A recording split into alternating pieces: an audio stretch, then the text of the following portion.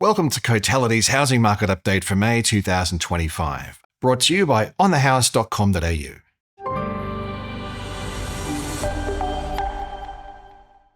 February's rate cut led to a clear improvement in housing market conditions, but that positive influence now seems to be losing some of its potency.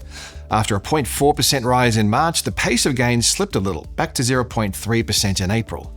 At the same time, household confidence dropped in April, with the Liberation Day tariff announcements and the federal election causing some uncertainty. We also had 2 consecutive long weekends through April, which saw many Australians on holidays. This slowdown in conditions was evident in auction markets, where the clearance rate averaged 60% over the month. The flow of new listings added to the market was also low. Apart from the early COVID period of 2020, new listings through April were at their lowest level for this time of the year since 2019. With further rate cuts expected as soon as May 20th and a level of certainty returning to the market following the federal election, we expect a further but modest growth level in housing values through 2025. The annual pace of growth provides a clearer view on how capital gain trends have evolved, with the 12-month change nationally slowing to 3.2% in April, the slowest annual rise since the 12 months ending August 2023. The loss in momentum reflects the persistent slowdown in value growth seen between mid-2024 and early 2025. Given the softer growth trajectory through last year, the annual pace of gains will continue to soften over the coming months, despite the positive movement in values since February. Although housing values are recording a broad-based rise, not every market is back to new record highs. In fact, across the capital cities, it's only the mid-sized capitals where home values are at their highest level on record. Sydney values remain 1.1% below the September 2024 high. Melbourne values are down 5.4% from the peak in 2022. Hobart is down 11.1%, while in Darwin and the ACT, values remain 2.7% and 6.4% below their all-time highs. From a rental perspective, rental growth has firmed, with the National Rental Index rising by 0.6% consistently over the past 3 months. Adjusting for seasonality, the pace of growth is milder, with rents rising 0.4% nationally in April. Despite the seasonal pickup, a slowdown in rental growth is more evident in the annual change, where the pace of growth has more than halved, from 8.3% over the 12 months to April 2024 to 3.6% over the most recent 12-month period.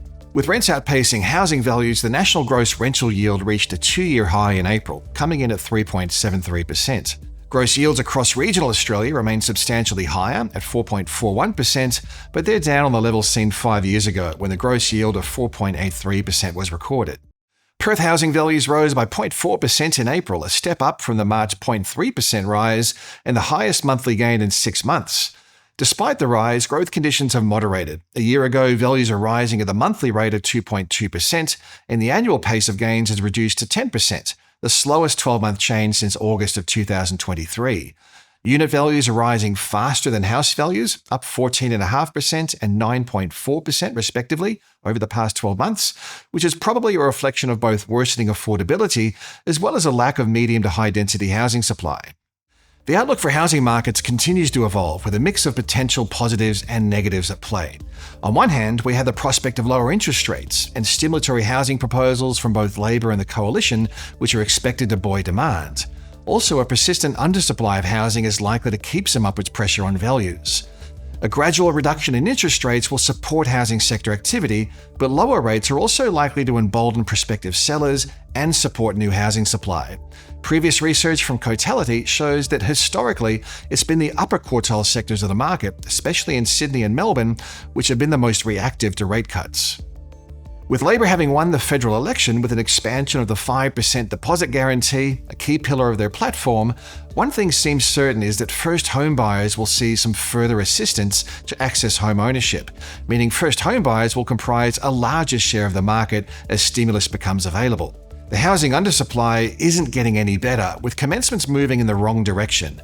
Building activity to December showed dwelling commencements were down 4.4% over the December quarter last year, holding 16.5% below the decade average. Additionally, the barriers for building more homes remain substantial, with construction costs rising a further 0.4% through the March quarter. On the downside is stretched housing affordability, a relatively cautious lending sector, normalizing population growth, and some uncertainty creeping into the measures of consumer sentiment and the outlook for economic growth. With housing values once again trending higher, housing affordability isn't improving. At the end of last year, the national dwelling value to household income ratio was on par with record levels, while home loan serviceability was also at an all-time high. Additionally, it would take a household on the median income an average of 10.6 years to save a 20% deposit, and for rental households on the median income, they'd need to be dedicating a record high 33% of their pre-tax income to pay the median rent. With housing affordability this stretched, accessing the housing market remains a real challenge, especially for first home buyers and lower income households, regardless of any proposed stimulus.